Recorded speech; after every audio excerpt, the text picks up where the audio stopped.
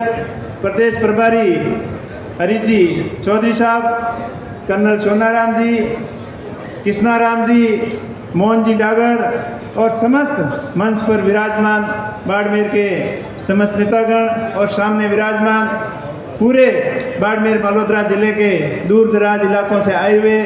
समस्त कांग्रेस पार्टी के नेतागण, मातृशक्ति एवं युवा साथियों, आप सभी का बहुत बहुत आभार। जैसे कि पूर्व वक्ताओं ने इस रैली के बारे में विस्तृत जानकारी दी गई, मैं ज़्यादा आपका समय नहीं लूँगा क्योंकि काफ़ी समय से आप यहाँ बैठे हो और सुबह लगभग 11 बजे से यहाँ आए और प्रत्येक आदमी को आप धैर्य से सुन रहे हो, गंभीरता से प्रत्येक बात बताई गई उसको आप ध्यानपूर्वक सुन रहे हो, इसलिए आप सभी का बहुत बहुत आभार।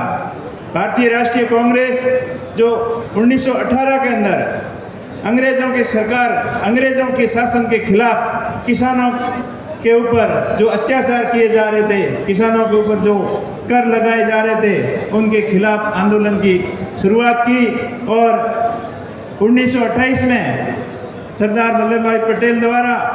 लगान वसूली के खिलाफ बारदोली सत्याग्रह का नेतृत्व किया और उन्हीं से उनको उसी आंदोलन के सफल आयोजन से उनको सरदार की उपाधि हासिल हुई। लेकिन आज की भारतीय जनता पार्टी की सरकार जो किसान हितैषी सरकार अपने आप को बताती है, लेकिन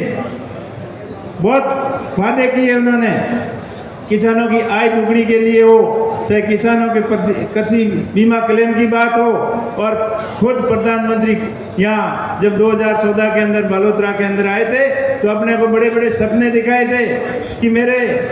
किसान भाइयों कि गुजरात के अंदर आम और अंगूर हो सकते हैं तो बाड़मेर के अंदर क्यों नहीं हो सकते। लेकिन उन बातों का क्या हुआ, मैंने लोकसभा के अंदर भी उनको उन्हीं की बात याद दिलाई, लेकिन उनकी कान के ऊपर जूं भी नहीं रेंगती। उनको तो खाली झूठ बोलना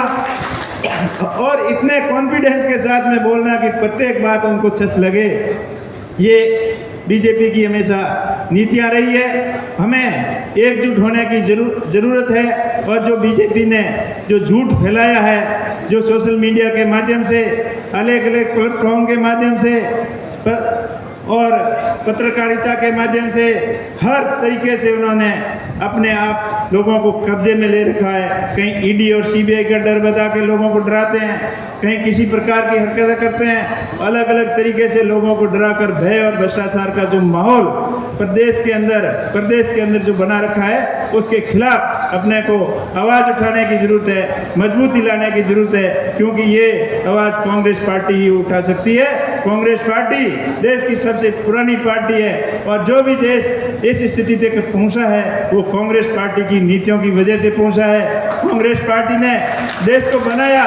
देश को बढ़ाया, लेकिन हमेशा बीजेपी ने देश को तोड़ने की कोशिश की। भ्रामक बातें फैलाकर, धर्म की बातें फैलाकर, कभी बोलते हैं बटोगे तो कटोगे, कभी किसी प्रकार की अनगढ़ बयानबाजी देकर देश के लोगों को भ्रमित करने का काम सिर्फ और सिर्फ बीजेपी ने किया है। अब समय आ गया है हम सबको एकजुट होने का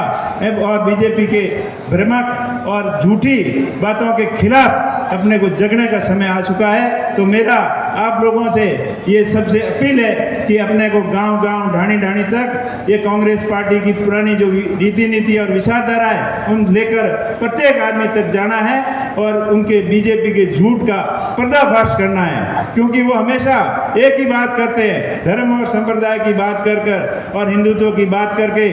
एक ही लोगों को गुमराह करने की कोशिश कर रहे हैं कि आप संगठित नहीं रहोगे तो 1947 में क्या होगा, 1960 में क्या होगा। अरे 1947 और 60 क्या देखा, किसने देखा है? आज देश के अंदर क्या हालत बनी हुई है, बेरोजगार रोजगार के लिए दर दर की ठोकरें खाने को मजबूर है, किसान कर्जदार होता जा रहा है, किसानों की आय दुगनी की करने की बात तो दूर गई, लेकिन किसानों की लागत आज कई गुना बढ़ गई है, इसकी तरफ कोई ध्यान नहीं दे रहा है। देश के संत लोग, मुट्ठी भर लोग बहुत ज़्यादा धनवान और अमीर होते जा रहे हैं, यही बीजेपी की हमेशा नीति रही है। लेकिन जो कांग्रेस की सरकार में पीएसयू पब्लिक सेक्टर की जो कंपनियां बनाई,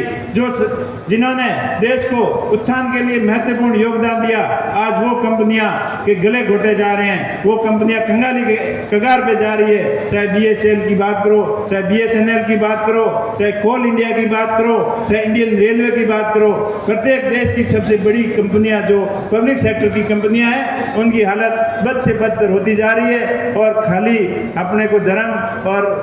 इसके संप्रदाय के नाम पर लोगों को बांटने का काम किया जा रहा है। हमें जरूरत है सचेत होने की, हमें जरूरत है जागने की और कांग्रेस पार्टी की रीति नीति और विचारधारा जन जन तक पहुंचाने की। कांग्रेस पार्टी वो पार्टी है जो देश का भला कर सकती है, युवाओं को रोजगार दे सकती है और किसानों को उत्थान कर सकती है। किसान कल्याण के लिए उन्होंने कई महत्वपूर्ण योजनाएं लेके आए, हरित क्रांति उनके समय में आई, बड़े देश के अंदर बांध बनाए, बड़ी नहरें बनाई, लेकिन पिछले 10-11 साल के अंदर खाली बातों के अलावा कुछ नहीं हुआ। बातें खूब की गई कि नदियों से नदियों को जोड़ देंगे, किसान के हर खेत तक पानी ले आएंगे, हर घर को बिजली देंगे, हर घर पक्का मकान होगा, लेकिन वो बातें खाली बातें ही रह गई। खाली खोखली बातों से अब देश का प्रत्येक युवा, प्रत्येक नागरिक जाग चुका है और हमें जरूरत है और अधिक सचेत होने की। हमें जरूरत है किसानों को उत्थान करने की। किसानों का फसल बीमा क्लेम समय पर नहीं मिल रहा है, किसान परेशान हो रहे हैं, आदान अनुदान की राशि समय पर नहीं आ रही है, किसान बीमा करके अपने पैसे बर्बाद कर रहा है, लेकिन जो बीमित राशि सरकार और किसान द्वारा दी जाती है वो राशि भी क्लेम के रूप में वापस अपने को नहीं मिलती। ये सारी बहुत सारी अब समस्याएं गिनाएं तो बहुत सारी समस्याएं हैं, क्योंकि अभी मोहन जी ने, कृष्णाराम जी ने, पूर्व वक्ता ने बहुत सारी आपने बातें बताई। मैं उन सभी बातों को दोहराना नहीं चाहूँगा, मैं आपको इतना ही कहूँगा, हमें संगठित होने की जरूरत है। और दूसरी बात जो इम्पोर्टेंट बात है जातिगत जनगणना की, जो इसी सदन के अंदर राहुल जी ने कई बार इस मुद्दे को उठाया और विपक्ष के लोग, सत्ता पक्ष के लोग क्या क्या बोल रहे थे, वो अनगढ़ बातें राहुल जी के बारे में, कांग्रेस पार्टी के बारे में बोल रहे थे, लेकिन उन्होंने इसी जातिगत जनगणना का दबाव उनके ऊपर इतना बढ़ गया कि उनको बात स्वीकार करनी पड़ी। अपने मारवाड़ी में कहें कि छूटन साटने वाली बात होगी। जब उन्होंने जातिगत जनगणना के बारे में फायदे गिनाए, क्योंकि अब वर्तमान स्थितियां जो अलग हैं, जिसकी जितनी भागीदारी, जिसकी जितनी संख्या है उसकी उतनी भागीदारी होनी चाहिए, उसको उतना हक मिलना चाहिए। और संविधान के अनुच्छेद 15(5) में ये स्पष्ट लिखा हुआ है कि 50% की जो आरक्षण की सीमा है उसको जरूरत पड़ने पर उसको अपन बढ़ा भी सकते हैं, लेकिन इसकी तरफ बीजेपी सरकार ने कोई ध्यान नहीं दिया। हमेशा संविधान की आड़ में दलितों का, पिछड़ों का, शोषितों का हक मारने का अगर काम किया तो बीजेपी सरकार ने किया। और ये राहुल जी की मजबूत इरादे थे, उन्होंने भारत जोड़ो यात्रा के अंदर भी और जब भी देश के अंदर बड़े आयोजन हुए, बड़े जो सम्मेलन हुए, उन सब में इस बात को दोहराया कि कांग्रेस पार्टी सबके उत्थान के लिए वचनबद्ध है और सबका उत्थान के लिए हमेशा आगे की पंक्ति में खड़ी रहेगी, क्योंकि ये पार्टी 36 कौम की पार्टी है, ना देश धर्म की बात करती, नहीं जाति की बात करती, नहीं अपने क्षेत्रवाद की बात करती, सिर्फ देश के विकास की बात करती है। 36 कौम के सभी धर्मों के लोगों को समान अवसर मिलता है आगे बढ़ने का। ये कांग्रेस पार्टी की नीति और विचारधारा रही है। तो हमें जरूरत है, हमें सशक्त होने की और हमें कांग्रेस पार्टी की विचारधारा गांव-गांव तक, ढाणी-ढाणी तक और बूथ-बूथ तक ले जाने की। तीसरी बात रही, अभी पंचायती राज के जो पुनर्गठन किए जा रहे हैं उनके लोगों के साथ में कितना परेशान किया जा रहा है, ये आप सबको विदित है। कोई पंचायतों का मंदनावास को, बागरी खेड़ा को और भी बाड़मेर के अंदर 2-3 पंचायतें, उनको तो मूल अस्तित्व ही खत्म कर दिया और नई पंचायतें ऐसी बना रहे हैं जिसका मुख्यालय, जहाँ प्रस्तावित पंचायत से 5 किलोमीटर, 10 किलोमीटर, 15 किलोमीटर जाति के नाम पर, धर्म के नाम पर समीकरण बनाए जाते हैं। अभी लोग सपने देखने लग गए कि मैं सरपंच बनूंगा,